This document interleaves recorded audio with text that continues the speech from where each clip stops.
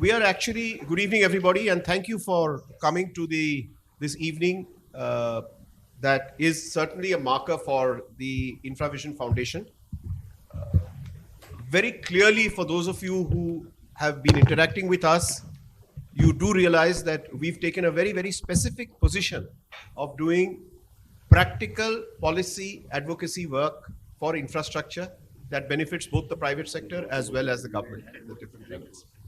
So this panel discussion today, as you can see, has the topic, the challenges ahead for core and social infra. Both the words core and social have specific significance. And I think in terms of a representative panel to discuss this topic, we probably have one of the finest lineups that are possible.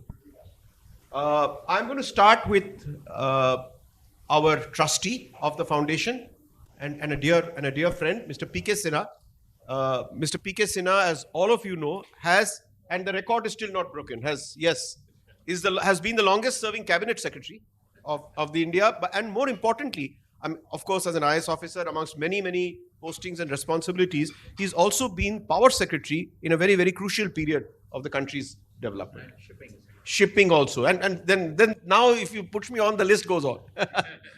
Now, next to him, on Mr. P.K. Sinha's left, is Professor Raghuram. If you were to look at the world of academia and ask who is probably the most preeminent academician in the arena of infrastructure, it is undoubtedly Professor Raghuram. Across his deep involvement with railways, logistics, ports, Director IIM Bangalore, back now to IIM Ahmedabad, and many other engagements. So he's extremely well qualified to talk on the subject. Next to Raghu, on his left, we have possibly a sterling representation from Indian infrastructure industry, a doer, Mr. Sunil Mathur, MD of Siemens, India. And later on, I promised him that I am going to ask a few questions that are going to pull his leg. Arun Maira, I think in this room requires no introduction. I mean, over the years, we have seen him, as a young man, I've seen him transform commercial organizations. No, not allowed. Starting telco and then our Thermax and all of that stuff. And then he's moved on to be a great institutional reformer. I think I significantly did a deep dive on your recommendations on the Planning Commission, which were to galvanize it, but there was seminal work across many. And Mr. Arun Maira represents deep thinking on how to reform India institutionally. So I think he's among the panelists, he's going to be the one focusing specifically on social. I've asked him to do that. Now, this introduction I've kept for the last. My good friend Supratim Sarkar, Mr. SBI Caps.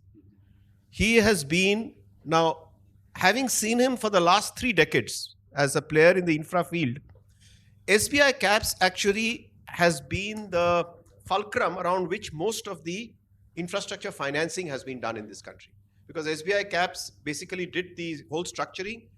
SBI took a position, and then as soon as SBI took a position, then many banks and institutions took a position. So he's best qualified from the world of institutional finance to talk about the future of financing infrastructure. So this is the introduction to the panel. I am going to start with Mr. P.K. Sinha with a specific question. This year, we celebrate 25 years of PPP, which means it basically started in 1997 with Rakesh Mohan's seminal report. He was supposed to be here today, but he's got high fever, called the India Infrastructure Report, which basically set out the thesis that the bulk of India's infrastructure, at least half of it, should be built by private capital. And from that report flowed PPP policy, the setting up of IDFC, etc., etc. Went to massive peaks in the first decade of 2000s, where we saw tremendous action of PPPs becoming a very major source of funding airports, power plants, etc., etc. And then we saw the crash. We saw the mounting NPAs. We saw 18 lakh crores of stalled projects. We saw a special dispensation in the cabinet secretariat with Anil Swarup leading the project management group to salvage all of that. Then we saw the government come in 2014 and set up the PPP nahi hoga, and the whole system moved to EPC. So if I go through, he has seen that journey from a very, very important vantage point, And the question that therefore I have for Mr. PK Sinha is simple. So today's mantra seems to be greenfield banega through EPC and forms of EPC like hybrid annuity is nothing but EPC, and private sector capital will be encouraged by monetization, the national monetization pipeline. So build by Sarkari, monetize by private, and create that virtuous cycle. Now, the question to you, sir, is this a workable model? Your question is actually most relevant to the road sector, the way you have framed it. And initially, the private sector was very much into it. The BOT model was working well. The annuity model was working well. But suddenly then, it sort of dried up. And then the government, the NHI had to do the EPC model. Came out with the hybrid annuity, where it's part government, chipping in and the private sector chipping in. But I hope that the BOT model picks up again, and the monetization of the operating assets, that is becoming very important now. With so many roads in operation, there are different models, different instruments of monetization. You have the InvITs, you have toll operate transfer, TOT as it is called, or you have securitization of toll. So all this has to come up in a big way, so that the existing roads can be monetized and that money can be used for building new roads. A lot of work has been done in the road sector by NHI and some other organizations, and even the private sector. But I feel that still a lot needs to be done. And when you go right down to the state roads and to the district roads, a lot needs to be done. And we have to somehow revive the animal spirits of the private sector. There is no alternative to PPP. For infrastructure as a whole, if you see, not just the roads, there is so much requirement of capital investment, humongous amount, huge amount. Government can't do it alone. It's impossible for the government to invest that kind of money. So the private sector has to chip in, and government has to create the right ecosystem, so to say, the appropriate policies, the risk sharing between government and the private sector. So, and government is conscious. A lot has been done. A lot is being done, and but there is no option, no alternative to PPP in the infrastructure space. I'm not talking of the other sectors. I'm mostly restricting myself to the roads right now. But you take any of the sectors, particularly in the transport segment, government can't do it alone. Government has to involve the private sector, and with appropriate policies, incentives, and what have you. So involvement of the private sector. I'm going to jump to Sunil Mathur. Yeah. If there is one company, and this is with no insider information, but just reading the business papers every morning, you open the page and you realize Siemens has some order for 1,000 locomotives and this and that. Order books, my belief, Sunil, is that have never been better for companies of your size and stature and with the technology that you have. Are you upbeat about the infrastructure sector in India today in terms of a private sector view, that to that of a multinational, in core infrastructure, and you're deep into core infrastructure, whether it is electrical systems or locomotives or the wide variety of technologies that Siemens covers. So when Mr. PK Sinha says that we have no choice but to galvanize the animal spirits of the private sector, what is your response? How do you feel about India looking ahead? So I think you're right, and Mr. Sinha is spot on. Private sector has never been better than at this point in time in the infrastructure space. I've seen a major shift in the last 10, 12 years in the area of infrastructure. We were very hesitant in coming in with new technologies, coming in with factories, etc., in the infrastructure space, primarily because the roadmaps were not clear to us. So we did not know whether, for example, the railways, whether they would come out with tenders, what kind of tenders would they come out with. how long it would take to come out, which technologies they wanted, etc. So we had no visibility about what they are looking for. The same thing on the entire energy side, generation, transmission, distribution. There was a very poor visibility of the roadmaps there. Um, I think a lot of that has changed. We are now able to see, at least in some segments, a clear roadmap. We may agree with it or disagree, that's not the point. The fact is, for the first time, we are seeing actually a plan in place. And then it's up to us to kind of, and our competition, to try and meet that plan. I think that's a huge plus point. The second thing that we have seen is that the implementation, it doesn't stay on the paper stage, it's actually getting implemented. A lot of what these plans are, this locomotive project that you talked about, from the tender stage to the contract signing, 9 months. Now that's a record for an order which is the largest order in the world. 1,200 locos. There is no country in the world that has ever awarded an order of 1,200 locos.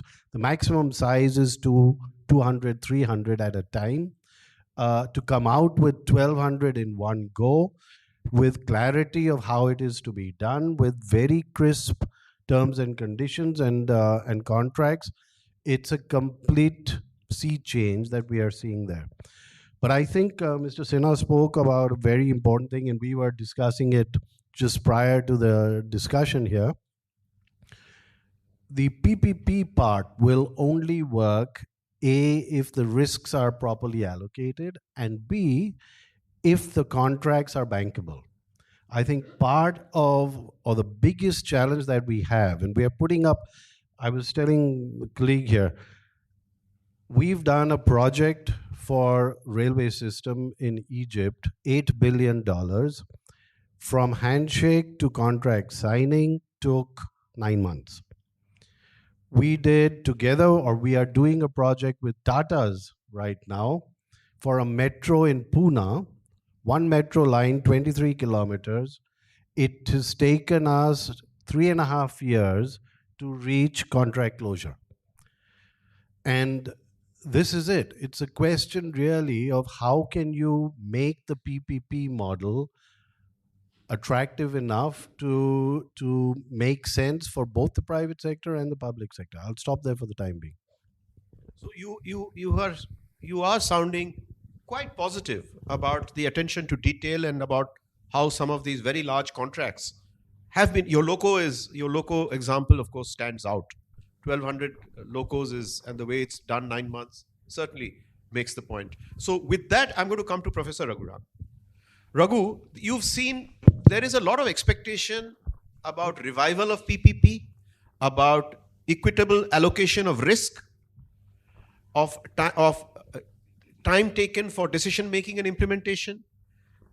There has always been a hypothesis that PPP failed in around 10,000 in 2010, 2012, because institutional capacity was not ready for it.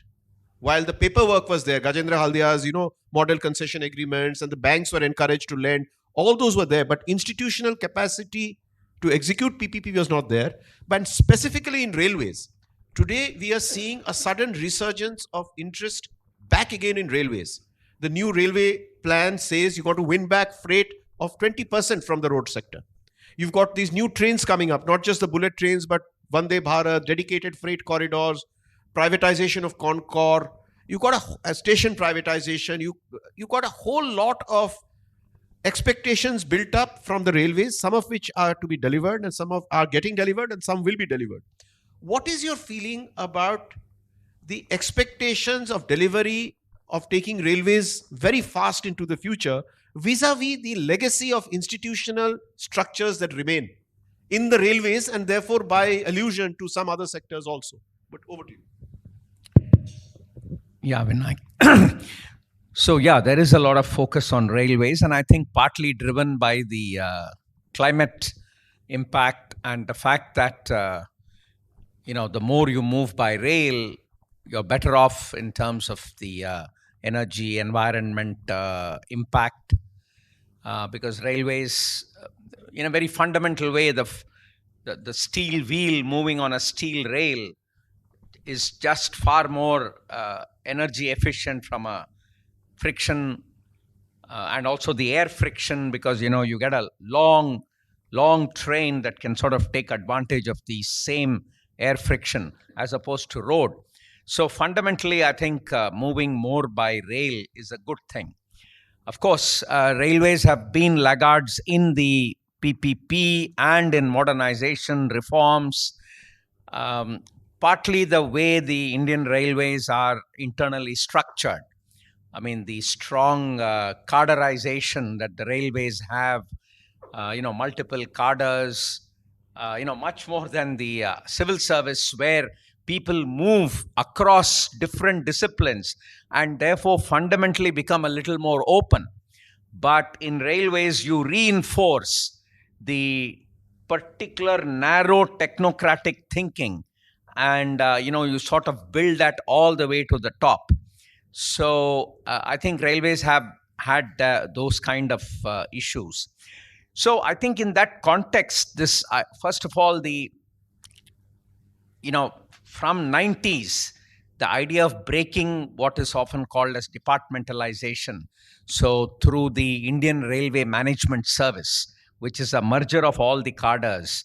And, though it's new and people are still figuring out how is the civil service exam going to be, how are you going to get people, you still have engineering requirements, non-engineering requirements. But I think of course, nothing is ideal or it's going to be perfect.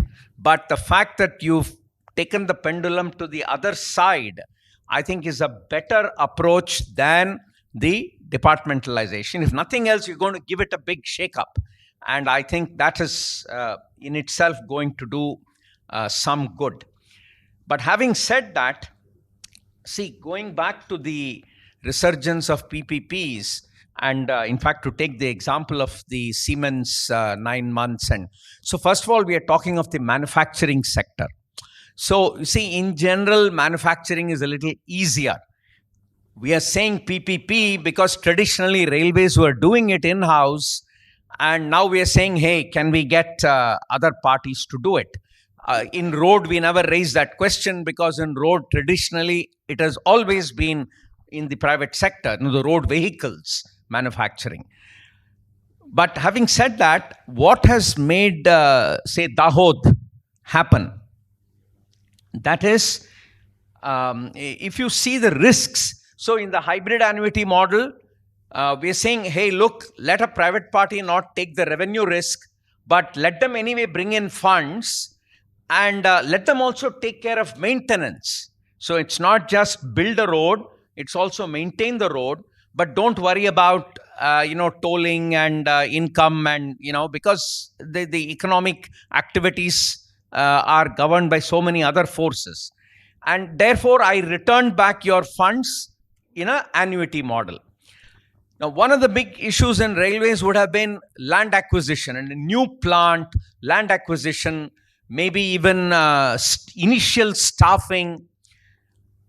So the fact that there are existing land connect with railways. Another risk would be if you have somebody to manufacture and you're trying to get a mainline connection into the railway system. All these in a place like Dahod is already in place, because it used to be a big railway workshop, which is no longer required.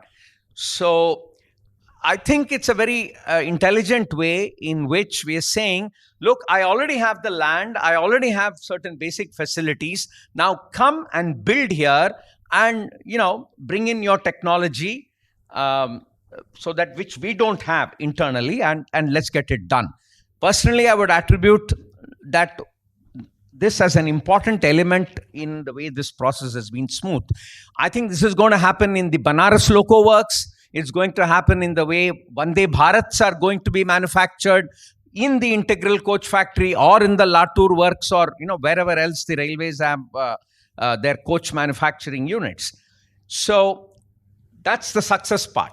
But let's look at what really hit them. And it's something that was known, one could have anticipated. So they went in a big way saying, okay, we are also going to bring in private play in train operations, passenger train operations.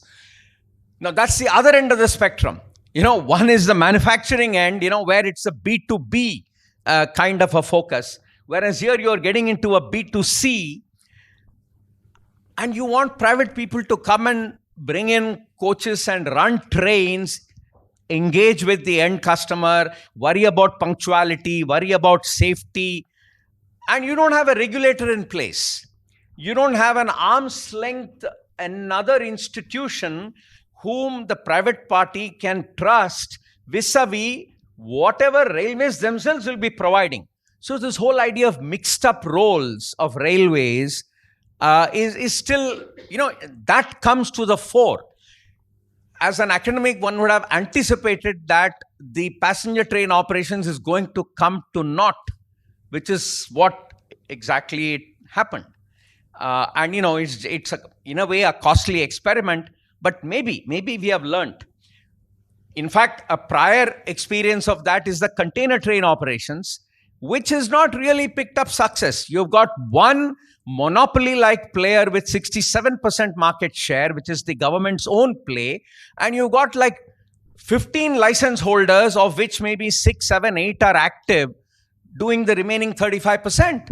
In 15 years, their market share is not built up. And if we get into the details, it's a lot to do with, again, railways not having that presence of fairness and transparency in a lot of operational aspects by having a regulator and whatever else would be required. And a lot of this is conceptually known, but the Indian Railway cadres are not ready to take those steps. Hopefully, the Indian Railway Management Service could play a role. Yeah. In fact, I want to bring this again.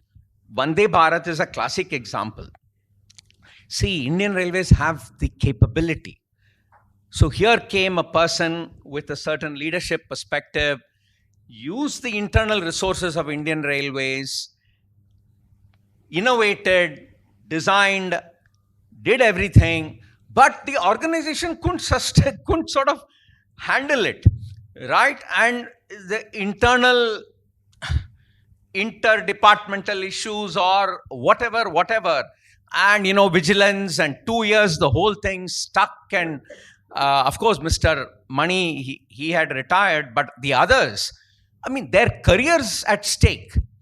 That's the sort of thing that happened. And of course, it has taken 2 years before the whole thing was given a clearance, and we are sort of back on track. And hopefully, the Siemens type of models, etc., will be coming in for the Vande Bharats to be manufactured. So I think that's really where railways are. And it's obviously a lot has to happen, a lot of ideas, a lot of reforms. I think, in my view, we've got a minister who's, you want to ask the minister, has he done this? He's done it all.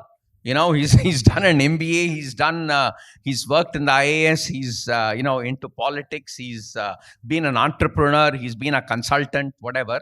So let's hope with that leadership perspective, I think railways are, the jigsaw pieces are sort of reshaping and falling into place in a way that one would see a lot more happening in railways.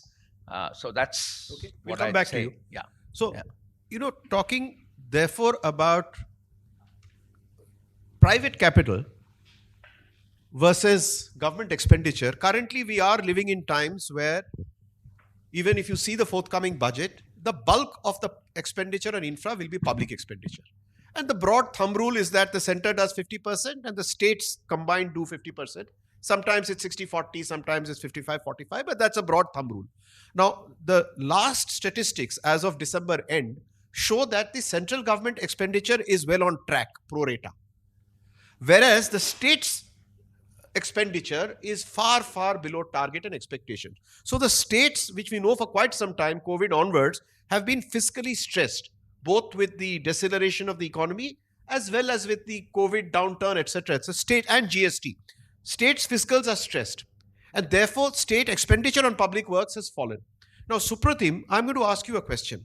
You've practically, as Mr. SBI Caps looking at infra, in the last 2 or more decades, have funded more states and urban local bodies than anybody else put together. When I say you, it is the SBI Caps design of the financial requirements and its participation. Then State Bank takes or does not take a position, and then other institutions fall into place.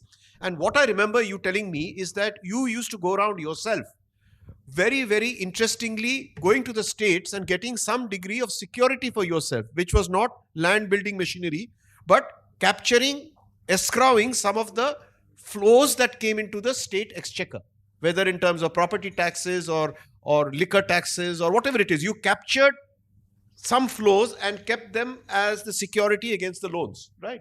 Now, going forward, where India is going to still rely heavily on public expenditure, and 50% is supposed to come from the states, which is not happening, what would you say, does that model of yours, which worked well for 2 decades, is that broken, or is it still work? Can it still work? Can states still get that kind of borrowings and fund infra and public works at the state level? See, let us look at in the state, when we look at, there are 3 kinds of financing. One is at the municipal body level. Now, municipal body level, when we did, first time I think in Bangalore, we did that. We had taken, first time was in Calcutta actually. What we did was the KMDA property tax, 40% of that was escrowed, and we did something over there. Then after that, and that time it was a leftist government, remember, and then they introduced water tax in Calcutta. And the entire pipeline of Calcutta, the trunk lines were, I think that was a project of 330 odd crores over there, was funded through this, that water tax which will come.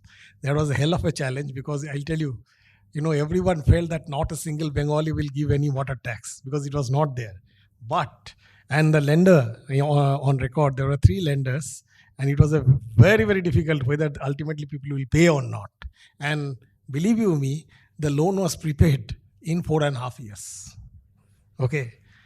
In case of Maharashtra, again, when we tried to do the financing of municipal corporation, see, it is very easy to get a financing for a BMC or a Pune Municipal Corporation, or maybe Aurangabad or Nagpur. When you go to Latur, when you go to Nasik, when you go to Akola, when you go to Dhule, very tough. So what we did was, again, it's a municipal body which is giving a letter of comfort.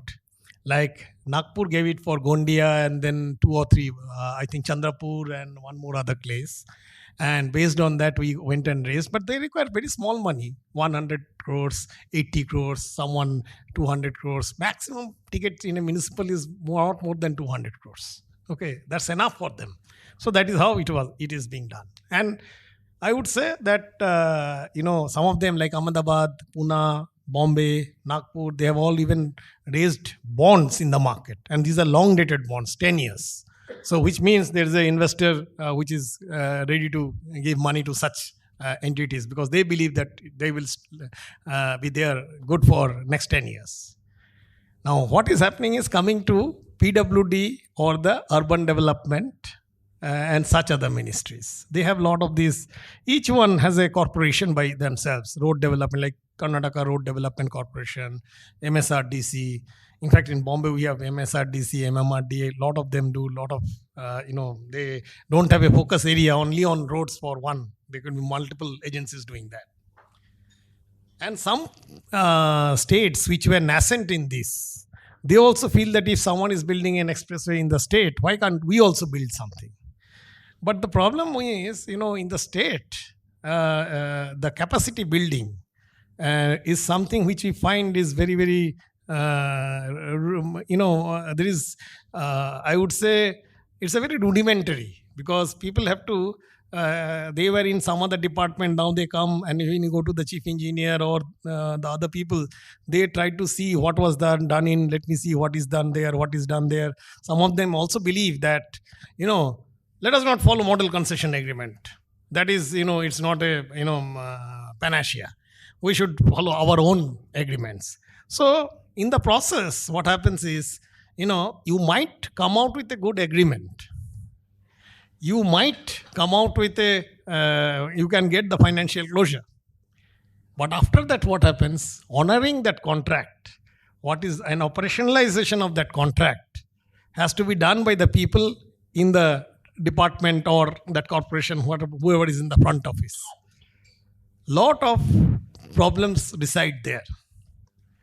And there is a tendency, unnecessary tendency I have seen, to give a kind of a softer guarantee, by the way of an article brought into a particular concession agreement, which very clearly, and they say that no, government of Maharashtra is also signing, or government of Karnataka is also signing, government of Andhra Pradesh is also signing, my AP Road Development Corporation is signing, and the other fellow is signing. Now, in that agreement, there is a clause which says that if there is any shortfall, then the government will stand by it. Now, what is there? You are very basically then borrowing a government guaranteed paper at a 10% interest, which is not, I would say, efficient enough. So we are finding some of the states actually are going into this kind of a problem. And today it will not hit, because today only we are inaugurating the projects, or we are doing Bhumi Pujan, and we are moving forward. But, after, any road project which has matured for 6 or 7 years will never have any problem. But the first few years is the main issue. Like, let us look at Bombay Nagpur. Now we have opened, I think, some 11 packages or 10 packages, which is 500 crores, 500 kilometers out of 700 odd. I think it is 4 weeks or 5 weeks. Our requirement is 4 crores per day. We are collecting only 1.25. Okay, the financial COD is supposed to happen in December 24, but we have preponed it. But we are collecting now 1.25 crores per day. We have reached that extent. But yes, it will move up. But at some point of time, when we declare COD, we might go up to 2.53 crores. Now, what will happen? Ultimately, that clause which says that in case there is a shortfall, I will step in. Okay, that stepping in will happen. Okay, so some shortcuts at times, is creating a long-term impact for the state government fiscal. This is what I am observing over there. Okay, which is where, and since it is being given in roads, now it is being said that, okay, you have given this in roads because the contractor for road and irrigation is the same. Now he is saying, you now give me in irrigation also. So these are all open Pandora's box which opens up at times. Because even at times, even for the metro, they said, because ridership you give me.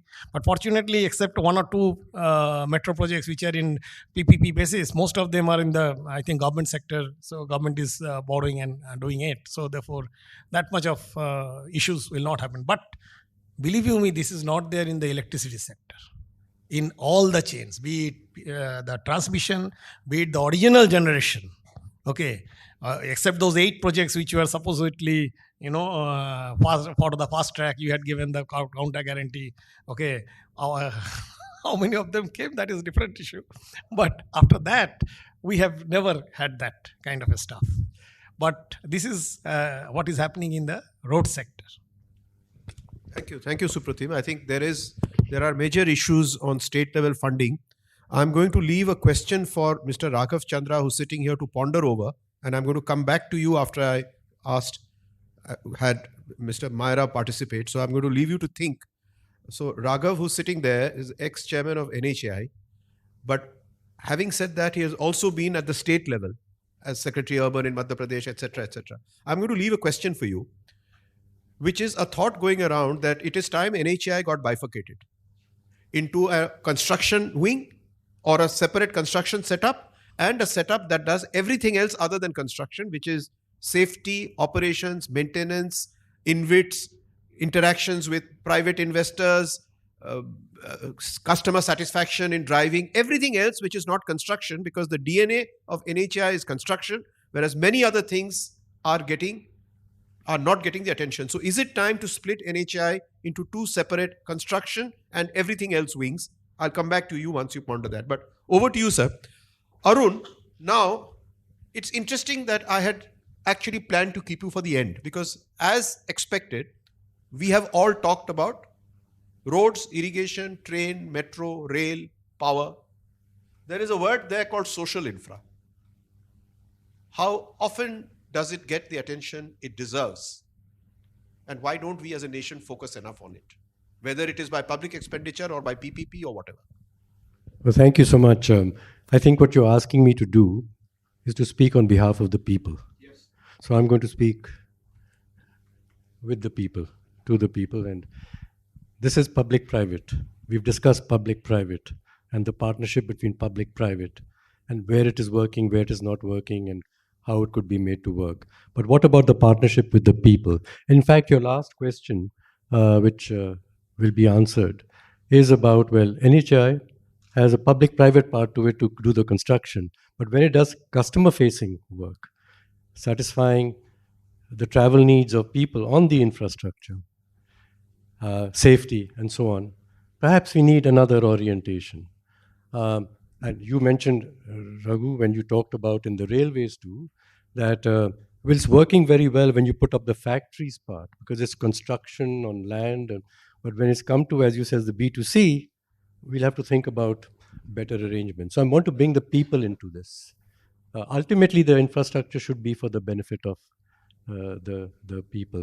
But I'm going to share two stories, if you don't mind. Please. And you gave me permission to. Okay. The first one is it was when the big floods took place in Bombay, when the cloud burst and I don't know how many, 20, 30 inches of rain in a few hours. And I happened to be traveling between Pune and Bombay, trying to get a plane in Bombay. Actually, it was just from Khandala to Bombay. But within those 2 hours, the waters rose so fast, going to Sion and then towards Bandra Kurla, that our car, the rented car, and myself in the car, our car reached the top of a flyover, Bandra Kurla, and the waters were rising so fast that the driver said, I just have to stop here and just hope that they won't rise any further. Well, the tide had turned and that was it. So 17 hours through the night, the driver and I sat in that car. Well, everyone in the country said, you know, what about the infrastructure of Bombay? It's broken down. Mr. Sharad Pawar, who was Minister of Agriculture in Delhi and very connected with infrastructure in Maharashtra, suggested that CII organize CII's infrastructure group, and this very big in Bombay, real estate and infrastructure, get more expertise into how to fix Bombay's infrastructure. And being a good politician, he said, you better listen to many other people than yourselves as experts in infrastructure. So I was invited to ask to get the people of Bombay and the various experts from their perspective, that is the people who live in the slums, the municipal people and others, along with the government of Maharashtra. And the government of Maharashtra at that time was working very hard, very well, on a PPP plan, which was called Bombay First. You might remember it. And we had experts from abroad in McKinsey and so on helping, and all the bigwigs of Mr. Deepak Parekh and others of infrastructure there. And the government, of course, the chief minister chaired it. So Mr. Sanjay Hubale, principal secretary to the chief minister on this project, he was also in this discussion. It was 30 odd people. And I just said this way, that people are going to listen to each other. There's no experts telling the others that you are the problem coming in the way of our plan, which is the usual discourse. The people are objecting to the land being taken. The people don't want the building over here. Somehow they feel that it'd be an obstruction to their transportation, their travel, etc. It's very difficult, as you were just pointing out, to get the land, especially in the urban areas. Pune Metro, you mentioned that. So let's hear them. I mean, the project must be made together with the people who must allow it to be implemented. In that, now I just said you got to listen to each other. Look, no speeches. And you've been with me yourself in your company, and just let people speak in their own language and listen to each other.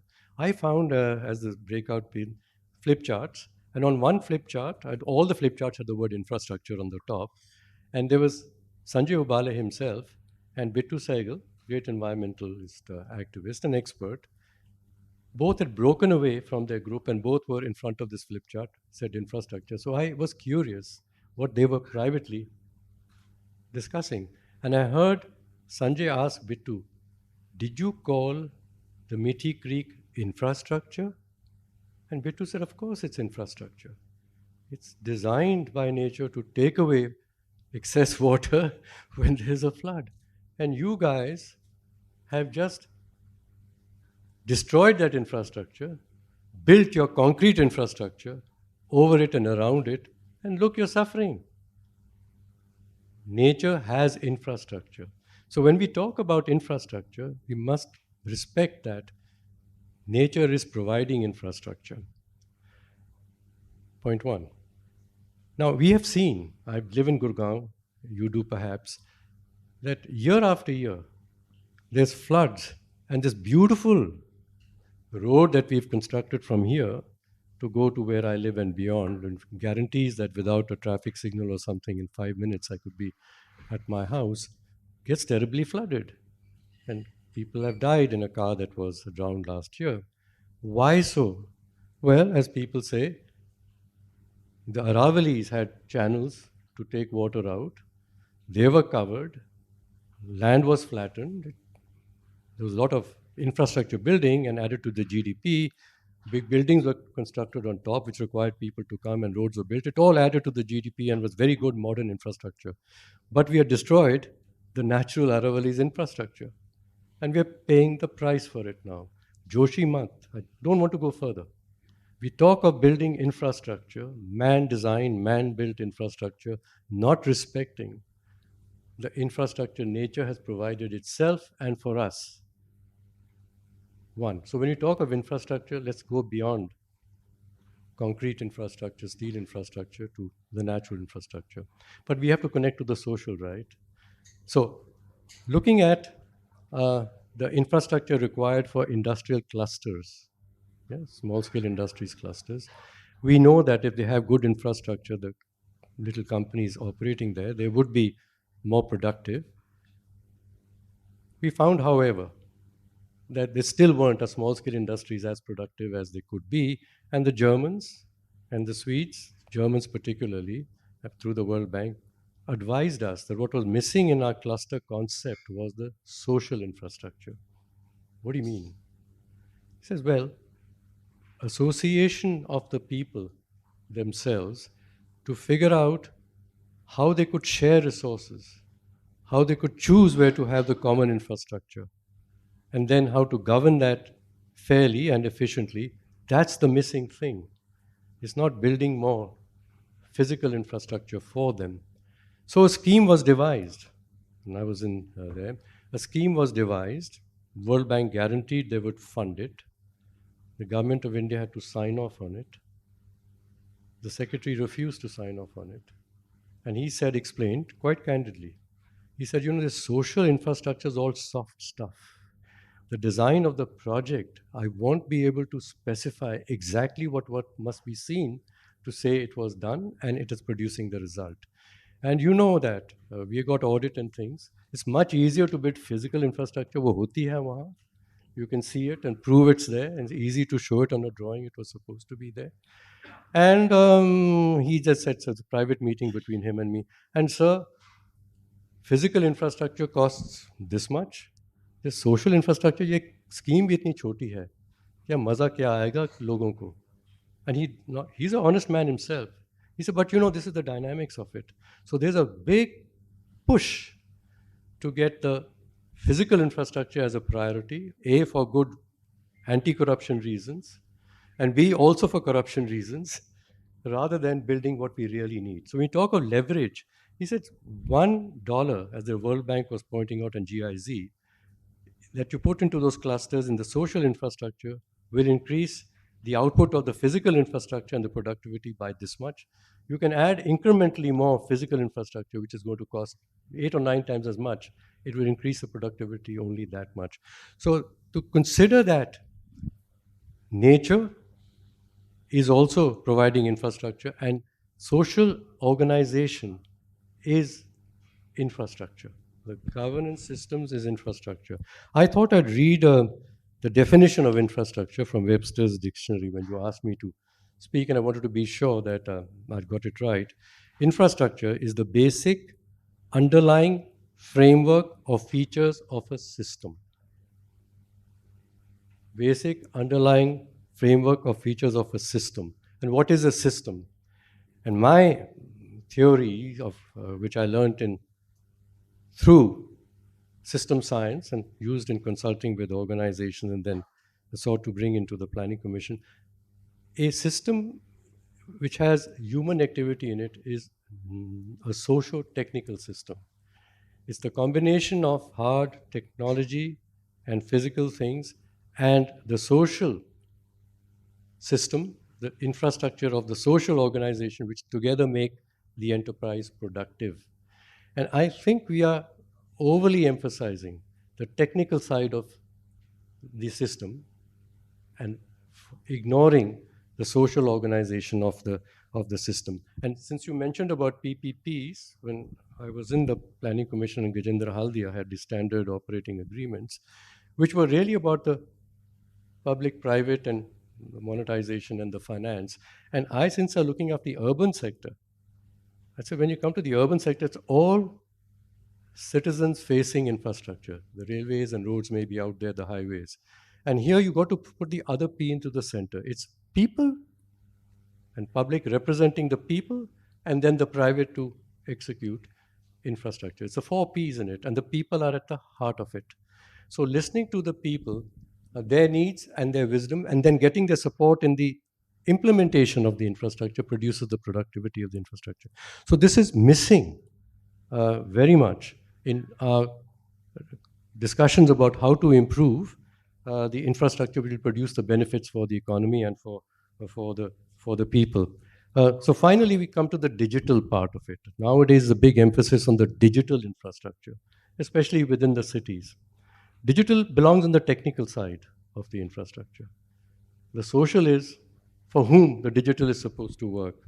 I want to, the definition of infrastructure in Webster's, it says one, as you know, dictionaries gives you another definition. The second is it's a clandestine system or framework for supporting and implementing either lawful or subversive activities.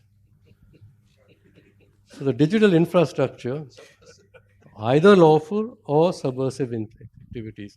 So I wish to point out that our big emphasis on the physical infrastructure as well as digital infrastructure is not going to be producing the benefits that we want and benefits that are produced democratically and are going to sustain democracy, equity and democracy. So I did wish to bring in very strongly what social infrastructure is about. And I would wish that even in the discussions, as we say about the hard infrastructure, as some people already pointed out, I think that's missing when we talk about how we will frame the required infrastructure to produce an economy which is inclusive and environmentally sustainable. Thank you, Arun. And that automatically, this people-facing business brings me back to the question that I left for Raghav. But Rumjum, is that Raj Chengappa sitting next to you? Raj, sorry, I can't see you because of the camera. Raj, welcome. I'm going to ask a few comments from the audience, and I'm going to leave you to ponder a question which we will come back to. No, listen. It's a political economy question. Right now, in the 75th year of independence, we are finally beginning to see water and electricity reach the bottom of the pyramid. So the question for you is, as a keen observer of political economy, Why couldn't this have been achieved in the first 40 or 50 years of India's economy, independence? Why did it take us as a nation so long to get water, electricity to 19 crore households? Water is 19, Debashri is here, and electricity is much less, 4 crores. So I'm going to leave this political economy question to you, saying 75 years is a long time to get water and electricity reach the bottom of the pyramid. Why? Why did it take us as a nation so long? I'm going to come back to you. But Raghav, as ex-chairman of NHAI, should we split NHAI into construction and people-facing, service-driven, soft, accident prevention, all the other things which happen after construction? Good evening, everybody. Vinayak, the question that you posed has been, has come up from time to time.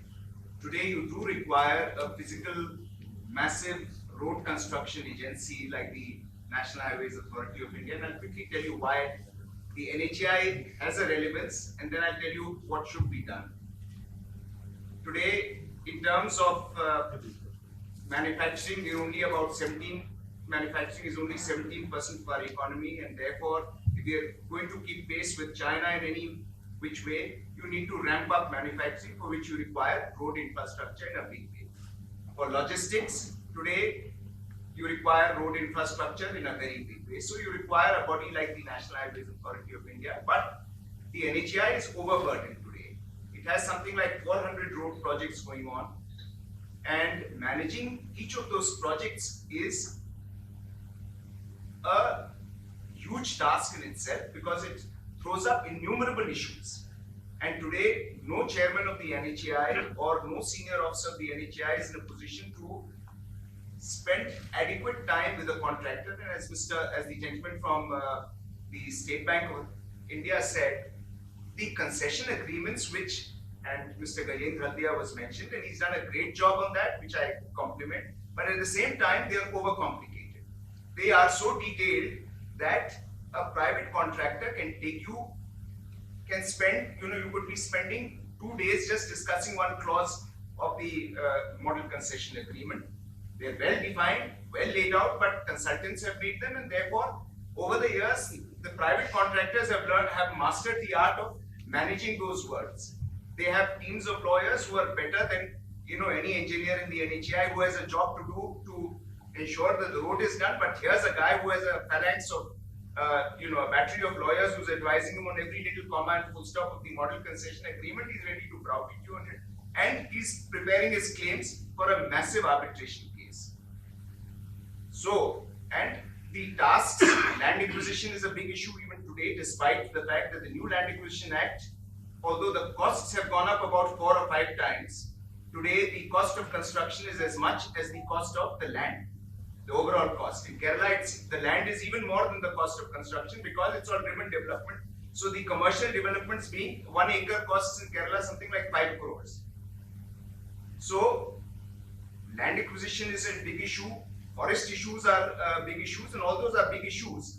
And if you get stuck anywhere, the private guy is making out his claim, because the conditions precedent haven't been fulfilled. Having said that, the alternative is that NHAI continues as it is. However, you require a parallel body to deal with customer satisfaction, which encompasses a very large gamut of issues today. That's exactly the point. And beginning with planning. Today, there is no road planning in India. In fact, you have a the NDMC chairman here. I've been 3 years Principal Secretary Urban Development and my Commissioner of the Housing Board for 3 years. My biggest grouse is today there is no town and country planning in India. It's a defunct department. If there's a single thing which needs to be done, it's to revamp the entire town country planning systems, and which applies also to roads. So for instance, if the Char Dham Expressway is being made, you will have that many more, 4 times or 8 times the traffic, which that road may not be able to bear. Because, so road planning, and I can elaborate on it at length.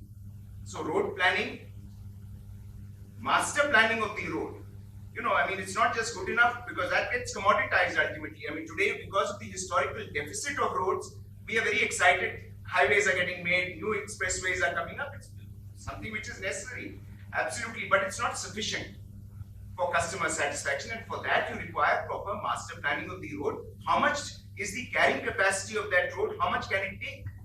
especially for mountainous roads, and Joshimath is just one spot example of this. Today, if you go from, say, for instance, from Dehradun to Mussoorie, you have little dhabas which are cantilevered all along because a guy has some 0.001 decimal of land which he has cantilevered across the mountain. He hides your interface with the hills, and he's got an anda shop and a Maggie shop. So these are little Maggie outlets all along the road. Similarly, you have from Chandigarh to Shimla, you will have that all along Char Dham because that area is not being master planned, which has to be a task in itself. Then you have to monitor. You should have a disaster management system for that road. You should have an advanced warning system. I mean, how much traffic is to be allowed? It's like a club, ultimately. You cannot have indefinite traffic.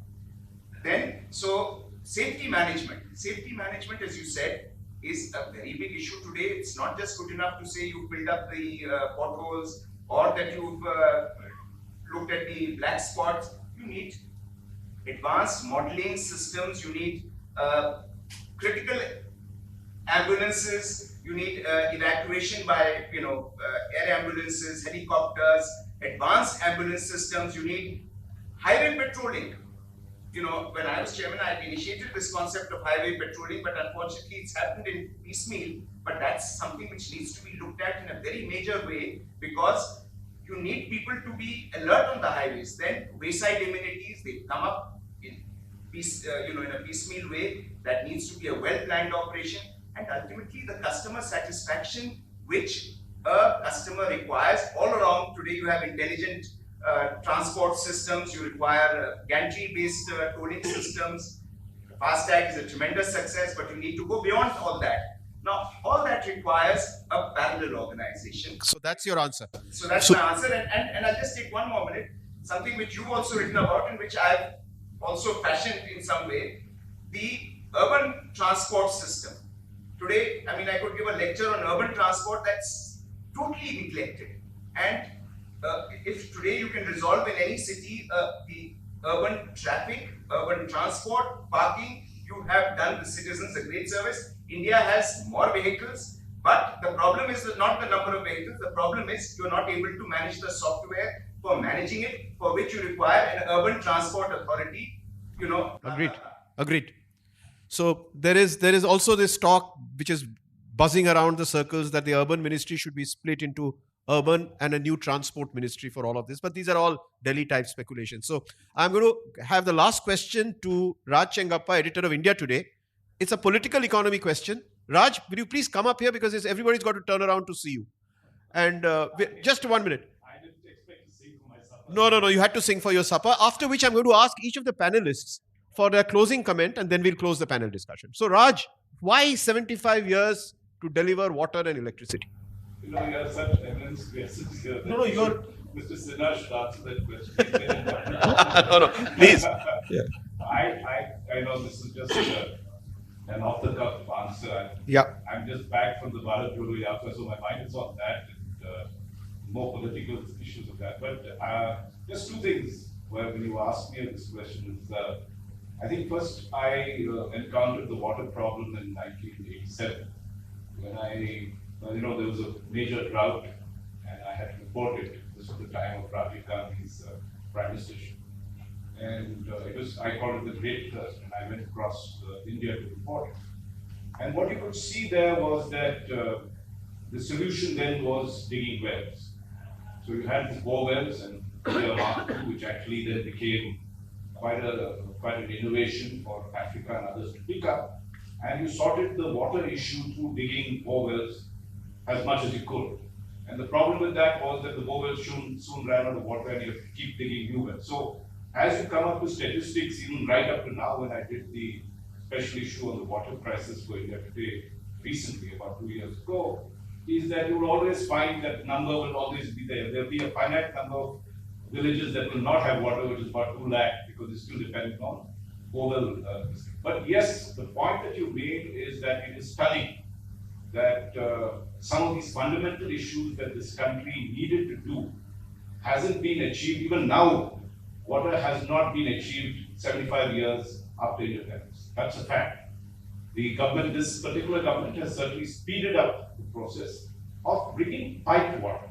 Let us not say that there's no water. There was water, there was borewell water. It was a matter of accessibility, equity. I mean, a lot of these borewells, we had to dig 2-3 borewells, and this was for the first time we confronted the caste issue there, because you had to have a borewell for the scheduled caste, the borewells for Brahmins, borewell for this, and as well as for the Muslims at some other point.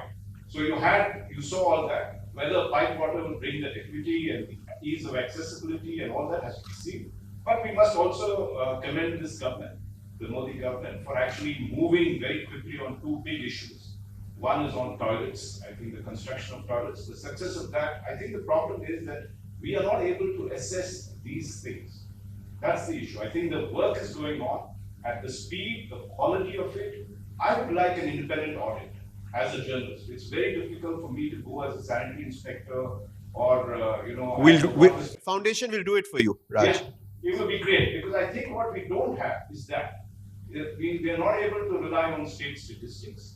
I've tried my best to do so. There are some wonderful examples, let me say, in all this some negativity. There is some fantastic examples of how water should be managed and done. And I happened to go to Gujarat to see some of that. And the Pani Panchayats and the way they operate, it is really wonderful to see women make that difference in these villages. They actually manage the water system, they pay the bills, they collect it from the various people in that village and do it. And they actually regulate the water supply coming in and catch hold of the officials and do it. I think I like what Arun said, the 4th P in that, is that if the people get into it and you empower the people to it, you would sort the water issue pretty quickly.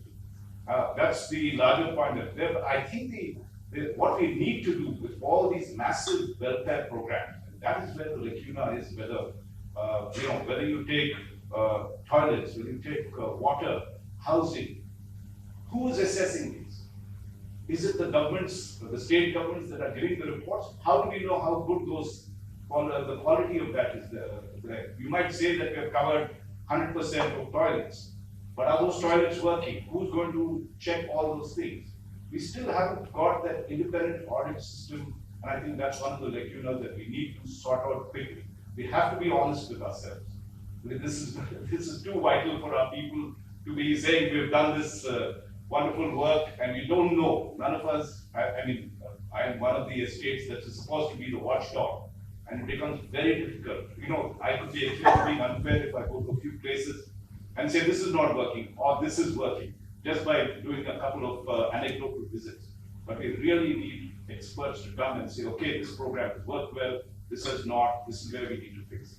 That's my view. Hopefully, thank you, Raj. Hopefully, many of my colleagues who run the InfraVision Foundation have heard what you said. And it is certainly something we need to discuss tomorrow at our business session to say, how can the InfraVision Foundation contribute now to very, very honest impact assessment of many of these initiatives? We'll get back to you on that. I'm going to slowly draw this panel discussion to a close by asking each one of you, you've heard your panelists, you've heard some members from the audience. What would be your closing comments? And I'll just go this way. Supratim. I would think the time has come now that, given the current government fiscal positions, especially the state governments, they should go into more PPP, because there is a requirement of private sector coming in over there, and at least the sectors wherein which has matured, and I think already they have tested some success. I think they should just replicate that as much as possible. And second thing, as far as the contracts are there, as I said, that we should try to see as much as I can honor those contracts, and least interpretation we should keep. Okay, because the interpretation, what Sir was just mentioning, actually kills all of us. Because in the bank, I also cannot get a battery of lawyers. Okay, the private sector, he has a battery of lawyers. He teaches us certain things, and we then go somewhere, and it is list interpretation we should have, so that there is no such unnecessary complicated reading of the things.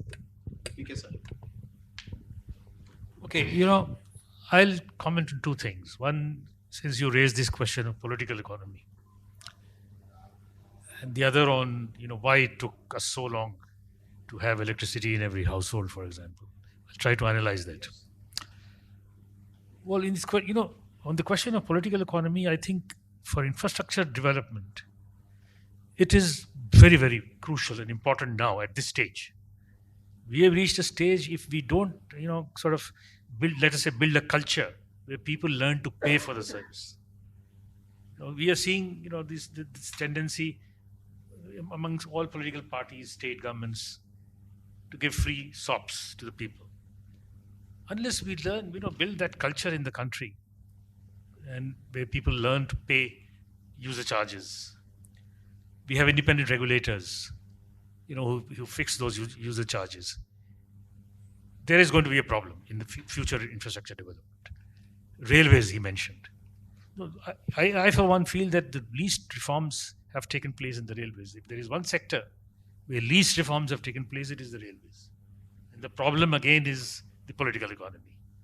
And you take any sector now, airports, whatever, power even, unless we tackle this political economy question as a country, it'll be difficult to move forward. That's one comment which I would like to make. Secondly, trying to analyze why, I will talk on the power sector because I know that sector better, why it took us so long. Well, it's like learning from experience. Of course, it should have happened much faster. But when we got freedom, everything was left to the state electricity boards. Though power is a concurrent list subject, but it was not envisaged at that time that the central government will have any role in the power sector. It was left to the state electricity boards. And state electricity boards, with all its problems, and all of them are running, barring one or two, maybe running into losses. It took us, how many?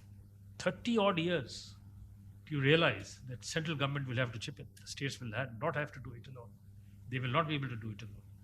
So in the 70s, came the NTPC and the NHPC and the power grid, which was at that time, I was in fact in the power ministry at that time.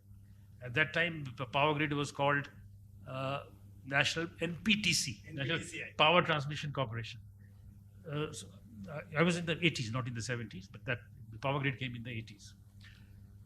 So it took us 30 years to realize that the states alone will not have to solve this problem. Will not be able to solve this problem. Once they came in, the central government came in, then things started moving very fast. And rest is history. I mean, I don't want to elaborate on all. Everybody knows about all this. But it took us again 20 years, or rather 30 years again, it took us to amend the Electricity Act, 2003. It's too long. But we were learning through experience. I mean, the whole country is to be blamed for that. And in 2003, when the Electricity Act was amended, then the generation segment, there was no licensing required. The generation segment and the transmission segment got resolved. They got liberated. But even today, the distribution segment is completely in a mess. And look at it, all the revenues are generated in the distribution segment. So if the distribution segment is not reformed or not resolved, the generation and transmission will also bat jayega. So we still haven't woken up to that situation. And here again, the political economy is coming in. So political economy, the question you raised, is becoming more and more important. Thank you. Yeah. So I think the B2C part, and that's where the people, as the fourth element of the PPP is very critical. And therefore, a strong machinery that's already built in an organization like railways, how the people element really comes in. So, and in fact, this concept is valid even all in the other sectors, where to what extent can government side or the side of the authority be responsive? So even concession agreements, the initial round, we made them for long. So unless there is a responsive element built in, whether it is just infrastructure development or public-private partnerships, the voice of the people for whom ultimately all this is meant for, that's going to be a problem.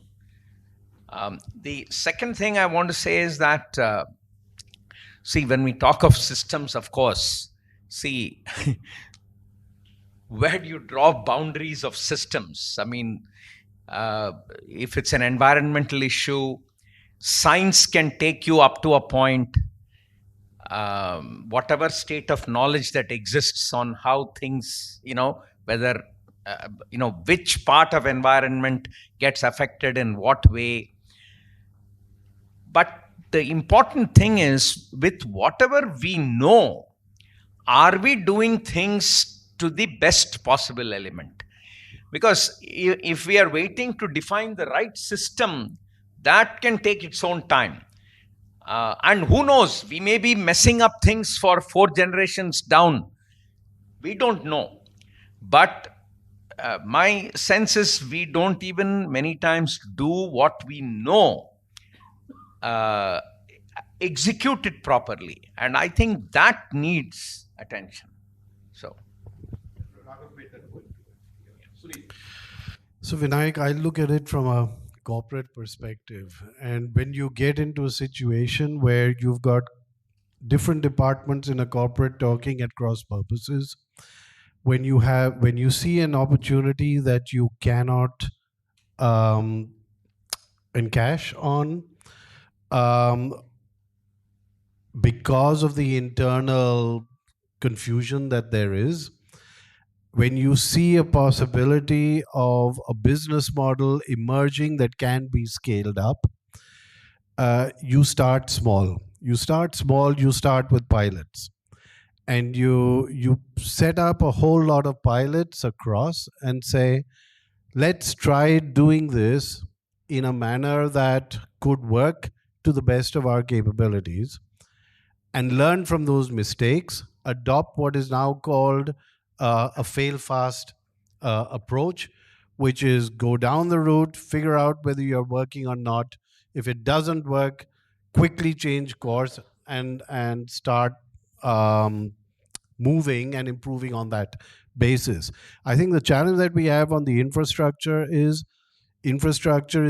there's one definition, but their infrastructure of power is different from infrastructure of rail, has completely different challenges from infrastructure of roads, has completely different challenges from urban infrastructure as well.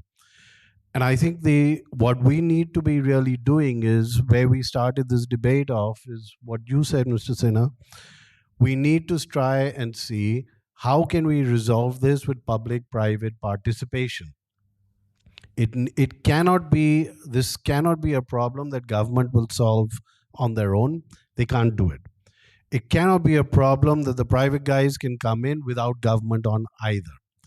It cannot be a problem that the banks are going to be able to resolve themselves. It's not their role. It has to be a problem where these three and the people, actually, the idea of Bombay First was brilliant. But I've been in some of those meetings. We had a very simple situation. We had a solution, a technical solution for the traffic management system. And we said the traffic in Bombay is so bad. If you install these traffic management systems, that should ease up the flow.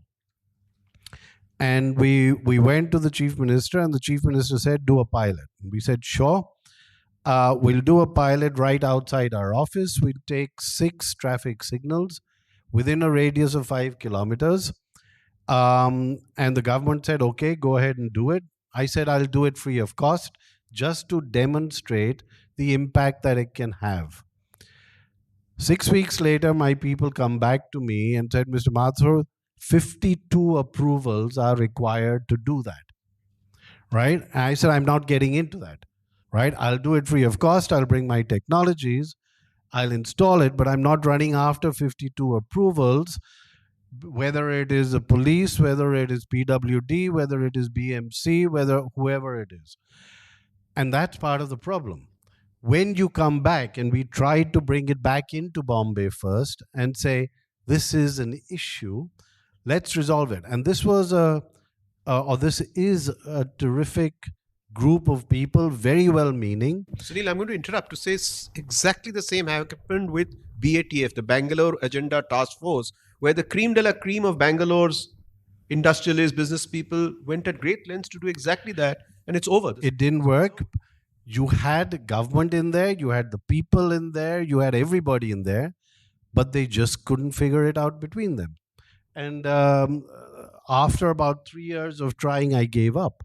But I think this is what we're going to have to try and do, and maybe this is something that InfraVision can look at, is can we take a pilot for roads, for rail, for whatever, and see what would be the best model, but get the players, the stakeholders around the table to design bankable contracts, to design solutions over there, try them. We will not succeed in the first go, but we keep trying, develop a concept that is scalable. Once it is scalable, it'll work. But as soon as we start trying to find individual answers to huge problems, it's not going to work that way. So I'm feeling highly excited and provoked, if I might, and to conclude this. We are talking about the people, yes, social side, the people.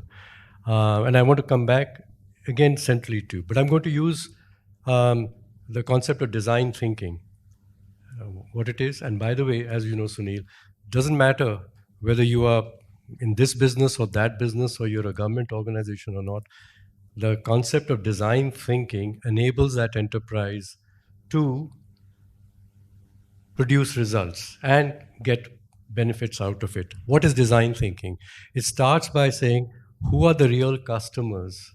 Who are the real customers of the project that I, or the product that I intend to produce? So it's always the final customer that you have to listen to. And what is first step? Second, it says is step back and look at the reality of the current system. And the reality of the current system includes two things. One of them is, like I said, the natural infrastructure or the current infrastructure that already exists. And also the norms and ideas that people have, the social infrastructure that already exists. Read the current situation properly. Then say, A, what is it the current system needs really? That's the people. And what will be possible to do and desirable to do, which includes both the existing infrastructure as well as the social norms and behaviors. Then design your innovation and your product and your business. This applies everywhere. Using the concept of, we're talking about roads in cities and separating the two things, that's not the point. If we look at the roads that are built in our cities, including in Bombay and BATF, and I'm saying this is where the learning part comes. We don't need to do another pilot. These are pilots. They didn't work or not worked well enough. Can we just look at that data and say why it did not work? And you'll find what I'm saying there. As you said, elite, BATF, Bombay First was, like I'm pointing out, elite, and you really weren't listening to the end users in whose place you were going to interfere to give them benefits, actually. In urban transportation, we, say you want to improve the speed of traffic, no jams. This is like the metric for whether we got good road transport infrastructure in a city. And we built it so well so that the traffic doesn't stop, the people driving cars don't have to stop, and the people who have to cross the road who are not in the cars, it's their city after all, they can't cross, right? In fact, it's good to have the traffic stored, at least those poor chaps can cross during that time. I'm really putting it on the head. And this applies, I'm saying, in everything. Just start with this. It may be that it's such an isolated plant, you can't really see who the end customer is. In that case, it is about the people whose lives you're interfering with by taking their land. But please keep in mind that people, that society, and nature mustn't be messed around with. So we come to the political economy, all these issues are arising from that side. It has taken us so long not to realize that what is politics? Politics is power being exercised by the people, actually. And politicians, on their behalf, and I give them credit, And they may do it, as you say, wrongly, not getting the right ideas, or do corruptly for their own personal benefits. But you can't do without having the people represented somehow. So if we want to avoid political and the messy problems, I think we as intellectual designers and things, we better be better listeners to the system. Step one, as I keep saying, we've got to get back to it. And I don't think that in the PPP, as with Gajendra, it wasn't a tag on. And we wrote it in that urban plan. If you please see it in the Planning Commission time, that was the time we introduced this. That this whole concept of PPP, it says public-private partnership. We want to say a very big P first.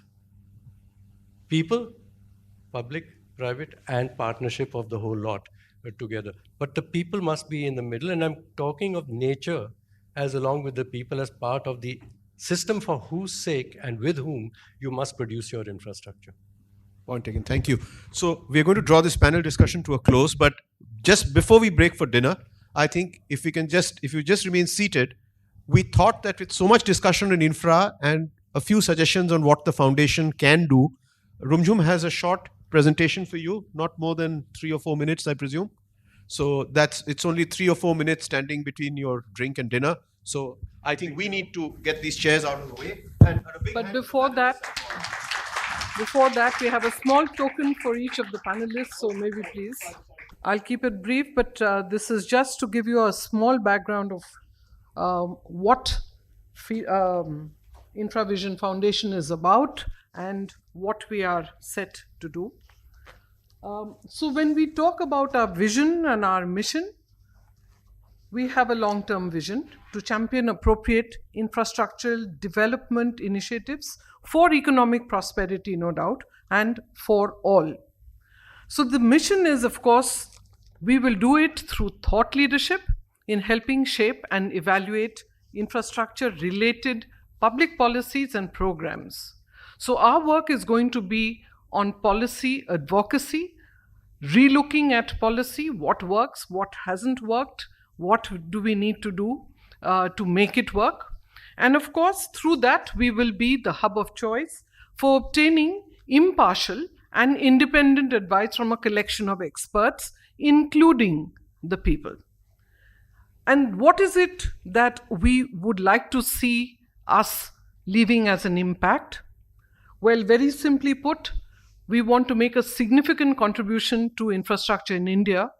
And we have taken a very audacious goal to say if there are, in the next 5 years, 10 new initiatives or policy changes that happen in Indian infrastructure, 5 should come from the InfraVision Foundation. That's our goal. So what will we do? We will do some research, because that is basically our way to understand what is working, what is not working. There will be a lot of knowledge sharing, and of course, through that, we will do that. And hopefully that will need and will probably lead to capacity building of all the stakeholders who are involved in that. Our focus sectors: transportation, energy, water and sanitation, urban planning, rural and agri-infra, health infra, education. So definitely the core infrastructure sectors as well as the social ones. What is it that InfraVision Foundation stands for? First and foremost, we are an independent think tank. We have all the experience in India for several years. We understand the ethos, and therefore our solutions or our propositions on what needs to change as far as policy is concerned is going to be very strongly rooted with the Indian experience and ethos. There are definitely strong connections and networks, not just amongst the stakeholders of infrastructure, but very importantly, and I'm delighted to hear that it is going to have to be networks and connections with the people as well. Neutral between government and private sector. We are not representing any. What is good for the people of India, that's what our objective will be. And we will be a recognized voice with a very large team of highly regarded experts, expertise in PPP and what needs to make PPP work, exchange of knowledge and policy, all of which we will do with no commercial interest in mind. So the evolution of the foundation, it's exactly a year till date since the time it was set up in January. The board of trustees, there are three, Mr. P.K. Sinha, Vinayak and myself. We have also got together a very, very good council of advisors, the founding patrons who have actually donated to the corpus of the foundation. Some of them are here already, and sadly one of them whose photographs is there is no more.